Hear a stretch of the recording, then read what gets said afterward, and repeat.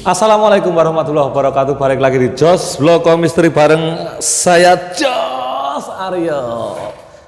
Seperti biasa teman-teman, sebelum kita menuju ke ceritanya, saya akan mengucapkan terima kasih terlebih dahulu kepada kalian semua yang telah mensupport kita sampai saat ini dan selalu menonton cerita-cerita horor, cerita misteri di Jos Blog Misteri ini.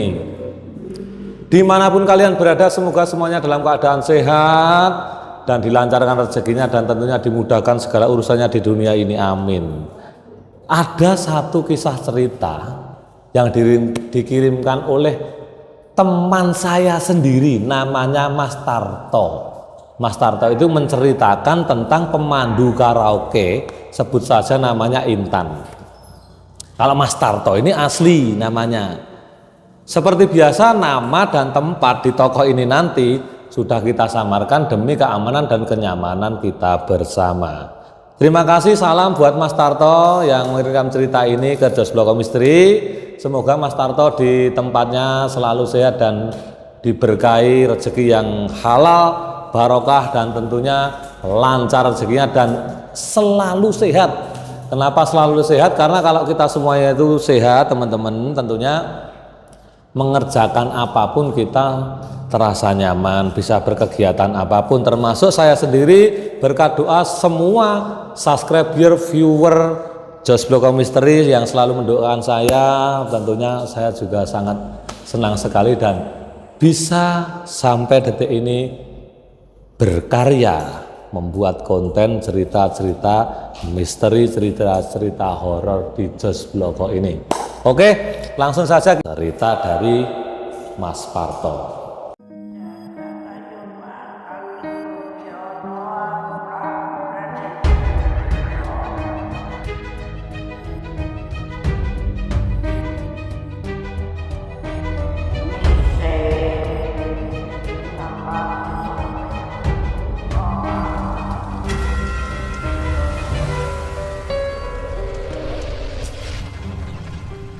Di sebuah perkampungan yang sangat real, itu masih ada di area Jawa Tengah. Di situ ada salah satu wanita yang parasnya itu lumayan cantik lah. Dan karena Intan ini adalah salah satu anak perempuan yang kebetulan sudah ditinggal meninggal orang tuanya.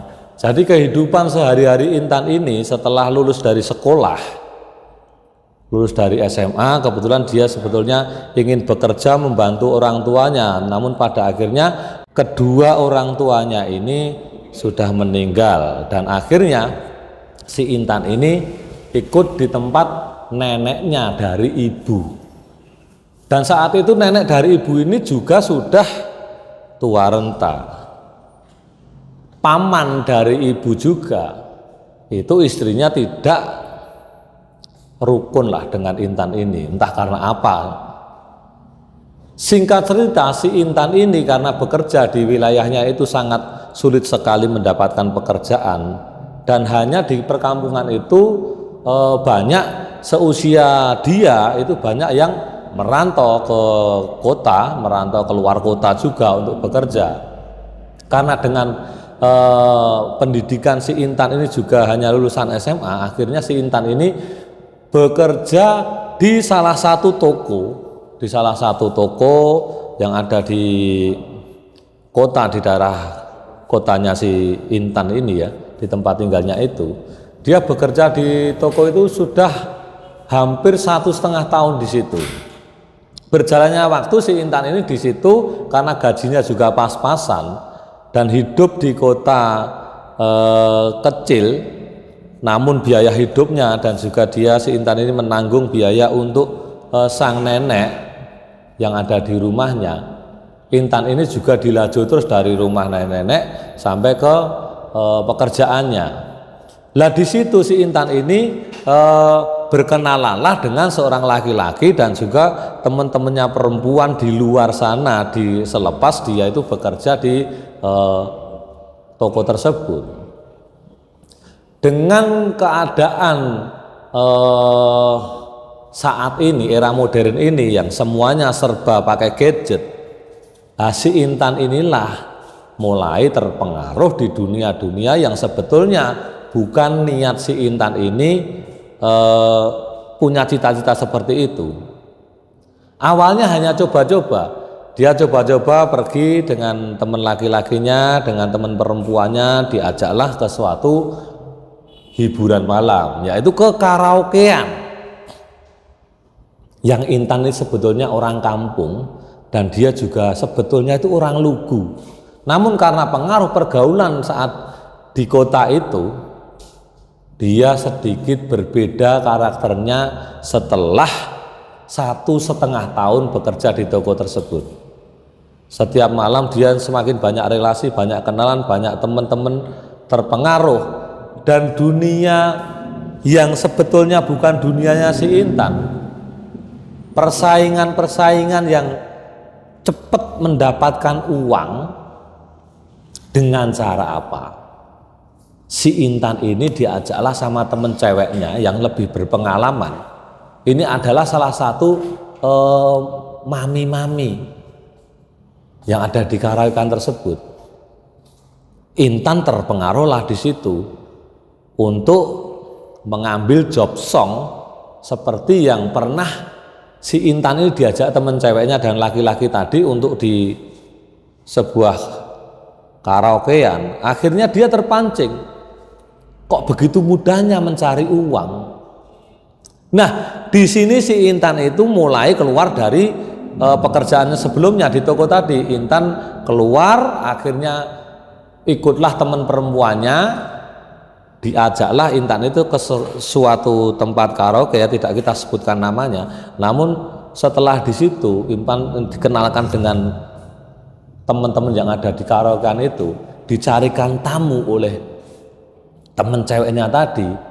Kok sangat mudah sekali mendapatkan uang, hanya dia itu menemani bernyanyi saja, pulang sudah bisa bawa uang ratusan ribu. Bahkan dengan gaji saat bekerja di toko pun sangat kalah jauh sekali.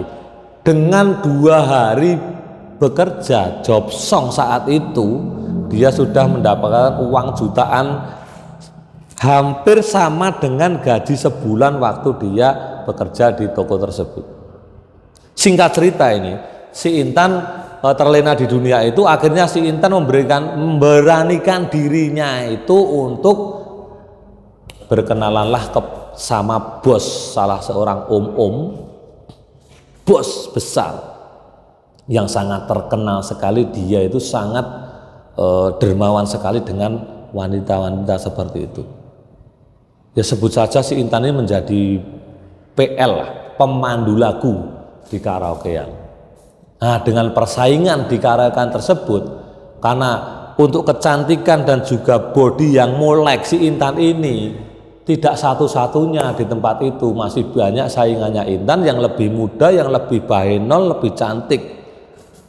Akhirnya dengan persaingan itu untuk menggait om-om yang selalu di tempat itu dan selalu memberikan uang kepada siapapun yang ditemui, termasuk semua PL-PL yang ada di situ, Intan muncul pikiran untuk mengentaskan dari keterpurukannya masa lalunya untuk menggait om-om tersebut. Dan singkat cerita si Intan ini sempat tahu cara apa yang dipakai untuk menggait. Kalau hanya mengandalkan kecantikan dan body molek, tentunya saingan Intan di tempat itu pun masih banyak sekali. Tidak kurang akal si Intan ini ceritanya mencari pelet pengasihan di suatu tempat, tempatnya Mbah Dukun. Nah, di sini si Intan diantar oleh teman di karaokean itu yang memang dia itu sudah melakukan sebelumnya untuk menggait seperti itu, dan dijanji-janjikanlah kalau bisa menggait itu tentunya nanti incarannya adalah 1 rumah, 2 mobil dan semua perabotannya tentunya untuk mengentaskan dari keterpurukannya dengan cara instan. Lah di sini saat pulang dari karaokean biasanya sampai pagi sekitar jam 3. Nah pagi harinya itu setelah pulang ke kos-kosannya, Dia bangun pagi, berangkatlah sama si temen yang nganter ini tadi di suatu desa yang agak terpencil, jauh dari perkotaan. Itu ada salah satu guru atau paranormal yang memang sering itu spesial untuk orang-orang yang suka mencari pelet pengasihan seperti itu. Nah, diantarlah si Intan ini dengan temannya itu menemui guru supranaturnya tersebut atau mbah dukunnya itu untuk dibantu supaya bisa menggait yang diincar si Intan tadi. Nah, setelah dari mbah dukun itu bertemu sendiri dan ngobrol kesana kesini, akhirnya dia memberanikan diri untuk ngomong apa adanya, apa yang diinginkan si Intan ini. Sampailah ke tempat mbah dukun, lalu di hadapannya mbah dukunnya ini si Intan bilang apa yang dimau si Intan. Dikatakanlah si Intan, "Mbah, saya minta pengasihan untuk menggait supaya hidup saya lebih baik lagi, Mbah.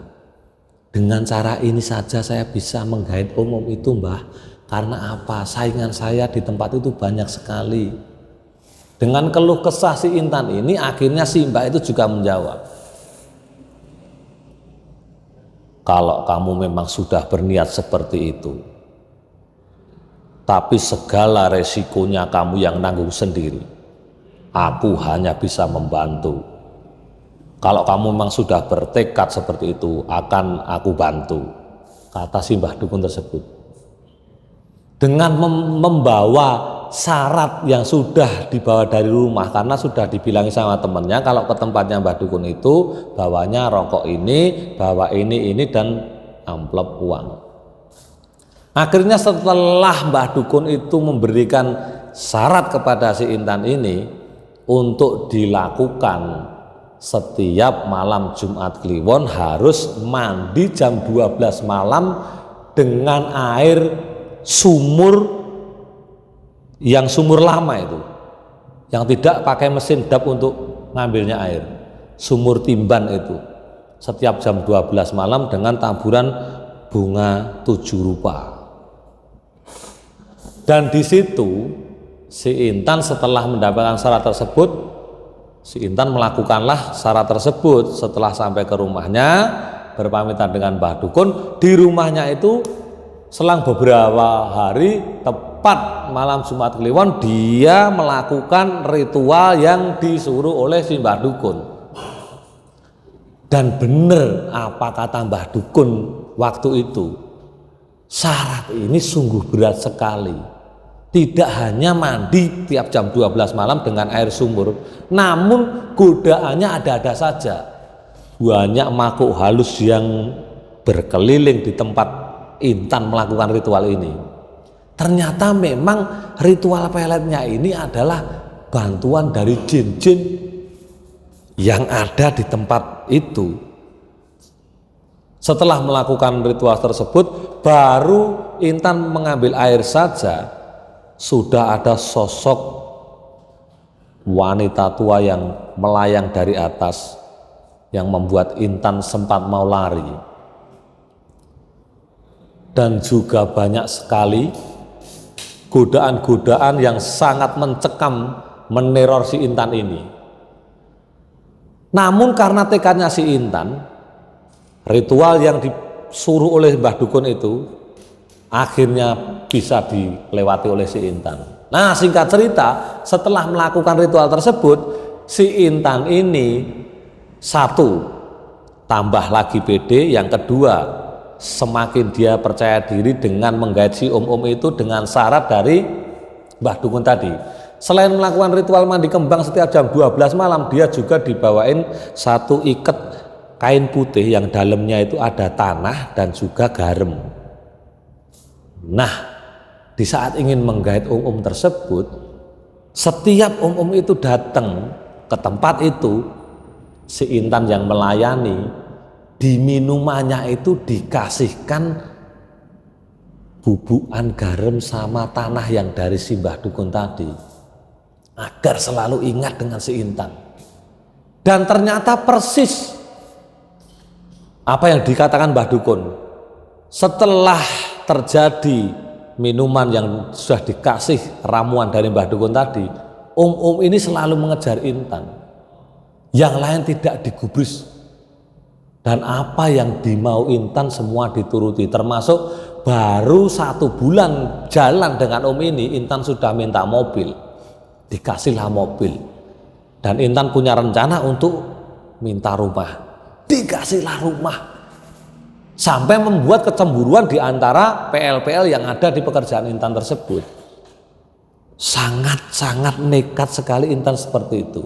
Tapi selain syarat tersebut, si om ini juga punya keluarga tentunya. Dan juga punya kebutuhan lain. Kalau Intan terlalu mengekang, akhirnya kan apapun itu tetap pakai perseteruan cekcok. Dimanapun setelah jalan beberapa bulan terjadilah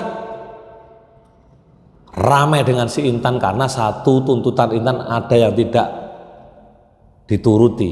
Dan memang itu ada batasannya. Jadi tidak selamanya akan seperti itu, akan nurut. Batasannya adalah selama 7 kali malam Jumat Kliwon. Setelah itu harus diperbarui lagi.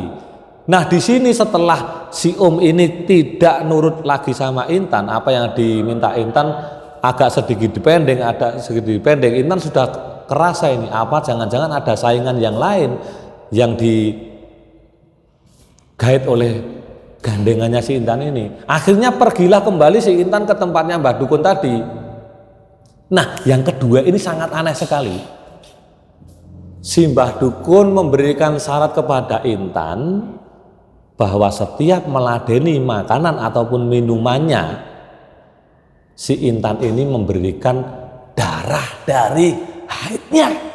Wah, di sini darah haid itu yang paling mujarab kata dari Mbah Dukun.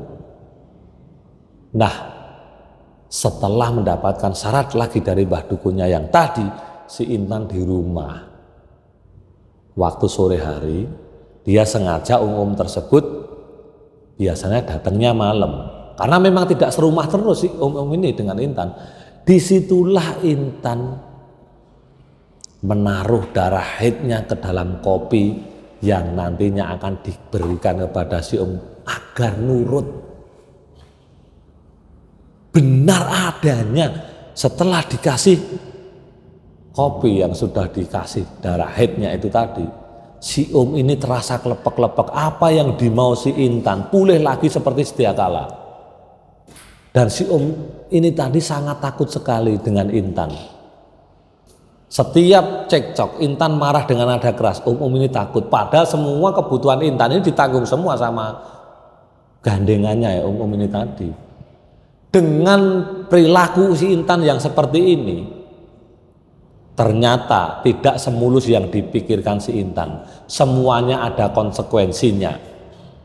Mungkin dari doa-doa orang yang di rumah, anak istrinya om tadi, atau dengan alam semesta ini, semua yang diperbuat Intan sebetulnya perbuatan yang tidak benar. Akhirnya Intan juga menemui malapetaka. Cerita ini disingkat sekali. Jadi setelah Intan ini menjadi orang yang agak berada karena gandeng umum ini, tentunya nenek yang ada di rumahnya tadi juga ikut sejahtera juga karena kenekatan Intan ini. Setelah terjadi bahwa Intan ini mengalami kecelakaan, di saat Intan pulang dari suatu celakaanlah Intan, seolah-olah saat itu setelah sadar Intan dari kecelakaannya, Intan ini melihat ada sosok makhluk halus yang selalu mengikuti Intan terus itu membingungkan Intan. Ada perempatan, Intan tidak sadar bahwa itu adalah perempatan. Disitulah malapetaka Intan bertabrakan kecelakaan, nendang cagak ting di situ. Akhirnya Intan dibawa ke rumah sakit, ditolong oleh masyarakat di situ. Setelah di rumah sakit sadar, Intan menceritakan bahwa Intan di saat itu tidak tahu bahwa itu perempatan. Dia ngeblong aja dapat sagak ding tadi, sagak listrik. Setelah itu si Intan nyadar dan kembali lagi ke tempat Mbah Dukunnya tadi. Kenapa selalu diikuti sosok-sosok yang Intan itu tidak tahu, karena tidak diberitahu oleh si Mbah Dukun bahwa yang diperbuat ini sebetulnya adalah perbuatan yang licik. Dan konsekuensinya setelah Intan ketakutan dengan apa yang dialami Intan, setiap malam Intan diganggu oleh makhluk halus, dia berangkat kemanapun selalu ada bayang-bayang ketakutan tentang makhluk-makhluk non fisik, makhluk-makhluk halus semua. Kadang-kadang dia tidur sendirian, tiba-tiba di sampingnya ada. Dia mau memasak di dapur, ada lagi. Saking stresnya menghadapi keadaan itu, akhirnya dia putus asa kembali ke Mbah Dukunnya tadi untuk mencabut semua perjanjiannya dengan ritual-ritual tersebut. Dan setelah itu bubarlah pasangan Intan ini dengan umum tadi, dan semua yang sudah diterima Intan ini semuanya habis begitu saja entah kemana. Dia terlalu tidak kontrol, boros sekali, dan semua yang sudah didapat itu sebetulnya sudah sejahtera. Akhirnya kembali ke nol lagi si Intan ini. Begitulah cerita dari si Intan yang menginginkan kekayaan dengan cara instan untuk menggait laki-laki dengan cara yang tidak pantas, mencari pelet pengasian, apalagi memberikan minuman dengan darah haidnya tadi. Ternyata konsekuensinya sangat berat sekali. Dan setelah menjadi nol lagi, sekarang Intan menjadi orang kampung lagi dan tidak punya apa-apa. Tapi dengan itu dia ada hikmahnya, si Intan ini akhirnya bertobat dan menjadi orang yang lurus lagi. Seperti ini cerita dari Mas Tarto tentang kisahnya pemandu lagu, yaitu Mbak Intan tadi ya, nama samaran itu. Seram, agak seram. Untuk teman-teman yang belum subscribe, tekan tombol subscribe agar teman-teman semuanya tidak ketinggalan cerita-cerita misteri berikutnya di Josh Bloko Misteri ini. Dan selalu like, subscribe, dan share yang banyak agar channel Josh Bloko Misteri ini semakin berkembang dan kita semuanya semakin semangat untuk membuat berkarya, mengonten cerita-cerita misteri, cerita horor di wilayah kita ini. Salam misteri, Josh Aryo Mendit.